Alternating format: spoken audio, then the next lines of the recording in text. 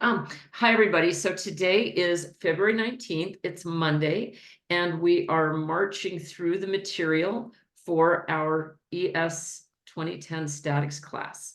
I was looking at the schedule, and the first thing that I would like to note is that here on February 19th, homework number 3 is due today. So I'd like to see it today if at all possible, but if it's a day or two late, just let me know. And we can work something out. The other thing that I wanted to talk about is next week on February 26th. I would like to just not meet at all that day, but rather to meet the following the next Wednesday, February 28th. So here on the 19th class on Wednesday, 28th, I'll be back in SM 137 for a face-to-face meeting. So I'll send out an email to that effect, but I just wanted to make sure to let everybody know. So having said that, we are finishing up chapter 3. And Ethan, I'm wondering if you have any questions or anything that I can clear up or that we can talk about today, anything that's got your Yeah, attention. I kind of wanted to go over the last problem on the homework. I think it Oh was yeah. like 112 or something. All right, let me get her up. Let me get my stuff up here and then let's do it. Let's take a look at problem 112 in chapter 3. And then what I'll do after I get myself together here is I'll have, you must have a textbook because I've apparently, no, there it is. All right, I'm just gonna pull up this and see if I've got the right material here. Okay, 112, you said? Yeah, I think Okay, that's what it was. let me take a look here. Just a second. It looks like I pulled up a section that starts with 132. So let me just come back over here and get the right section. 3. Or it was 106, my bad. 106. Okay, Yep. great. 3106. Let's see if it's here. And I'm spinning down to it before I make you dizzy watching me go through the whole thing here. So, Hmm. all right. 106. The stage lights, is that the problem? Let's This one? see. 3 I stage don't, lights mounted on. it might have been stage lights. I'm trying. Yeah. Yep, Okay. it was that one. All right, good deal. So let me just hang on just a second. I should be more organized, and yet here we are. So just a sec. All right. So the question says there are 3 stage lights. I'm going to move this out of the way that are mounted on a pipe as shown. The lights at A and B each weigh this much, and the one at C weighs this much. And we have a distance at the end of 25 inches. Determine the distance from D, over there where it's mounted, to the line of action of the resultant of the weight of the 3 lights. Okay, and then determine the value of D so that the resultant of the lights passes through the midpoint of the pipe. Okay, so basically what we're saying is that there's going to be a reaction at D and at E. I mean, at point D. So there's capital D and small d, right? So that's a little bit confusing. But basically, let me just draw this out. If we go straight up, I'm just going to draw the pipe, and then we have a reaction here at D, and then we have a reaction here at E, right? And then we have 3 lights. We have A that pulls down, and B that pulls down, and C that pulls down. And we're told that that entire distance from D to E is 84 inches. Okay. All right. And the light, okay, then we were given these distance, we have 10 inches. And 34 inches. And then we have distance D, which in the first part of the problem is 25 inches, which then we can compute the distance from the light fixture at C to the reaction at E by subtracting those three values from 84. So in other words, if I sum up 10 plus 34 plus 25,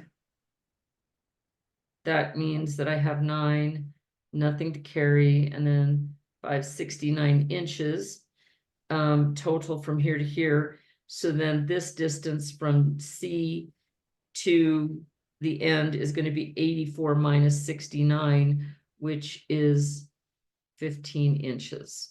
Okay, so first of all, let's just take a look at our drawing. And I apologize, this is probably backward, but that's basically the sketch that I have. Sound good so far? Yep. All right, so let's go back to our problem and take a look. All right, determine the distance from D to the line of action of the resultant of the weights of the three lights. That's an interesting way to phrase things. So,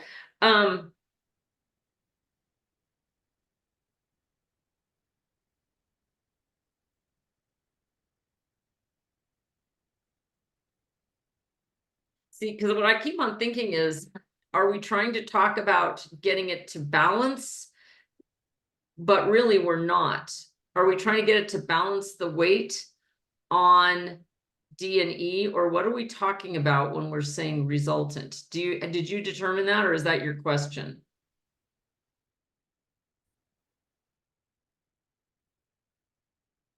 Yeah, I'm just not too sure how to do this. Okay, yeah, I yeah. just kind I of just wanted to wanted go to make over it. sure, right.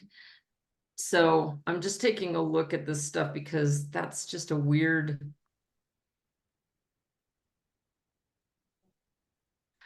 Okay. Because well, okay, so I think about a couple of different things here, and I may have to go a little bit deeper to find this, but when I was looking at this, first of all, when we talk about the resultant is going to be the sum of those three, right? But the question is, when they talk about where is it going to act, how far from D is it going to act?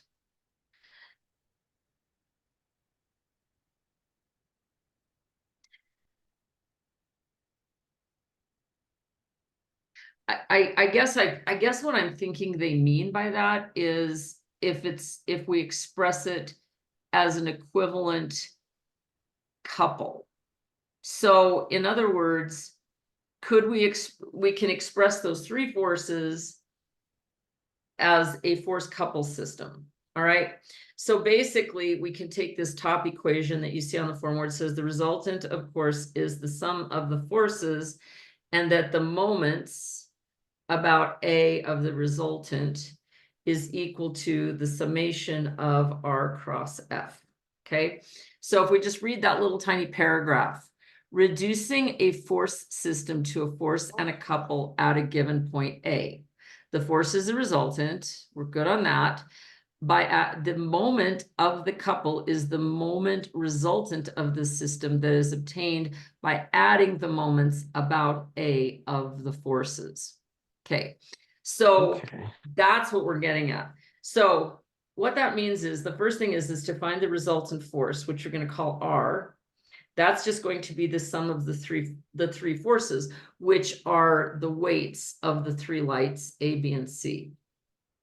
So here we go. So we are told that A and B each weigh 4.1 pounds. And I will put this up on our Moodle page also, Ethan, just so that you can step through this. But the one at C weighs 3.5 pounds.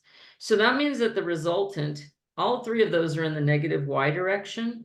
So the resultant is going to be negative 4.1 J minus 4.1 J minus 3.5 J pounds, or the resultant is equal to negative 8, 9, 10, 11.7 pounds. Okay, so that's the first thing. So let's just take a look at this.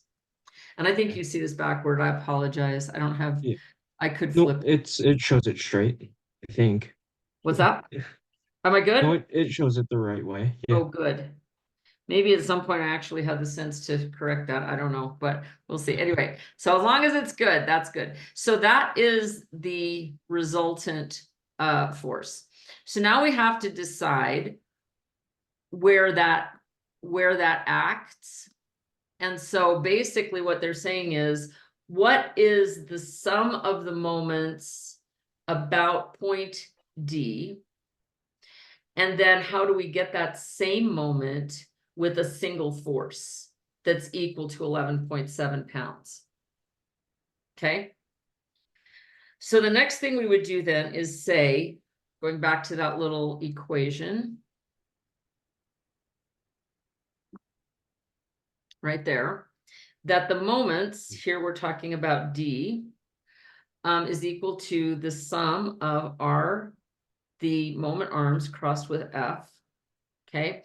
And the good news is all of our R's are positive I's, and all of our F's are negative J's, right? So it keeps our directional stuff pretty good. So in other words, if we were to put a pin up here at D and we were hold on to force A, it would spin clockwise, which is a negative moment, and it's going to be negative in the Z direction. So all these moments are going to be negative Z moments. So the magnitude would be 10 inches times that first force, 4.1 pounds. That's negative. Minus the next force, 4.1 pounds, times its distance from D, which is 10 plus 34, or 44 inches. Minus the last force, which is 3.5 pounds, times the entire distance would be 44, 54, 64, 69 inches. All right. So then if I just do the math, 10 times 4.1 is, it's negative 41. And then 4.1 times 44 is negative 180.4. And then last but not least, we have 3.5 times 69, which is negative 241.5. And then if I continue and finish that thought, I add that number, or those three numbers together.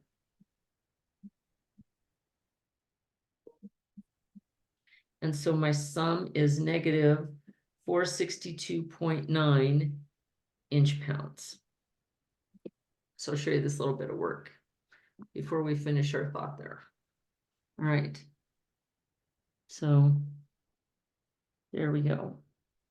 All right. So then the question becomes, if we're going to apply this force, the resultant force, 11.7 pounds, instead of these three lights, in order to get that same moment of 462.9 inch pounds about D, where would it be? Okay, so what I say then, once again, the directions are good. Everything's negative Z because we've got I's and J's, so we're good. So I'll put up at the top. So the moment 462.9 equals the force 11.7 times the distance from D to the resultant. So I'm just going to call that the vector dr. Okay. And so I just take 462.9, divide it by 11.7, and I get 39.656, but 39.6 inches. Right. So what that means is up at the top there. So the answer is therefore a resultant force of 11.7 pounds, negative 11.7 pounds J, applied 39.6 inches from D results in an equivalent moment.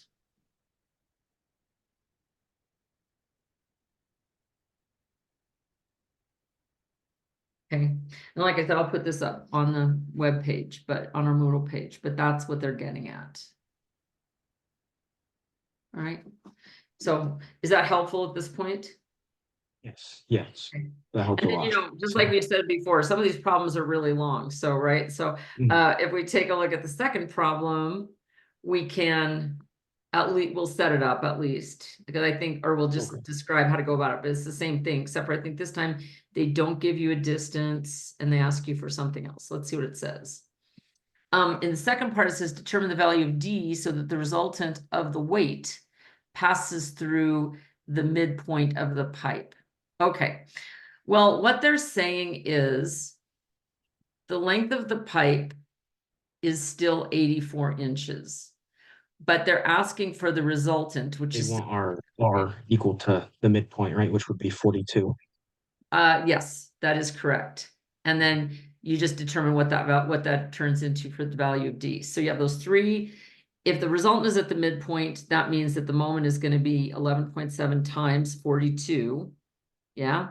And so then you take that moment and you set it equal to 10 times the weight at A plus 44 times the weight at B plus 44 plus that distance D times the weight at C. And then you'll find out what D is. Okay. Yeah. Very good question. Good problem too. I like that. So even though I had to write it out on a napkin, I apologize, but it's a day like that. I'll put it on, I'll change it over to some engineering paper at some point. But for now, this is what we got. So, Okay. all right. Thank So do you have you. other questions? No, that was the only one. The wording was just a bit strange on that one, so it kind of Oh, had me yeah, I agree. It tripped got me up. too. It got me too. It's like, but yeah. So a lot of times, I don't know why those green pages, those solving problems on your own pages will sort of summarize something like that, where the rest of the book may be a little ambiguous. It's like the solving problems on your own will kind of consolidate things sometimes. So it's always a good place to check if you get stuck.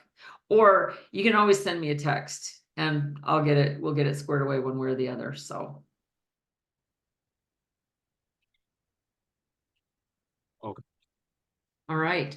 Well, all right then. So Ethan, I'll get this posted such that it is. And then next Monday, we won't have a Zoom meeting. It'll just be what's on the page to just continue through chapter 4. And then on Wednesday of next week, I'll be in SM 137 and I hope to see you there. So I'll put this video up on our Moodle page and then I'll send you guys an email so that that you'll know what the deal is. So, and I don't think I'm going to be gone anymore. I think I'm going to be there from now on. So we'll just get this one out of the way and then we'll be back to normal Monday meetings. So.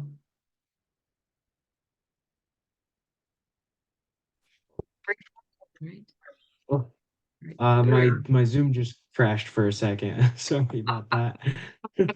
It happens. Well, and I've been having, I'm in Cheyenne right now in this place, I'm in a little house and the internet's a little squiffy, so I'm not sure it's your fault. It could be mine. So, Okay. anyway, but in any case, we got her in the can, so I'll get this put up and if you have any questions, like I said, don't hesitate to get a hold of me. And then I will see you Wednesday of next week. Okay. Sounds good. All right. Have a wonderful Bye. day today.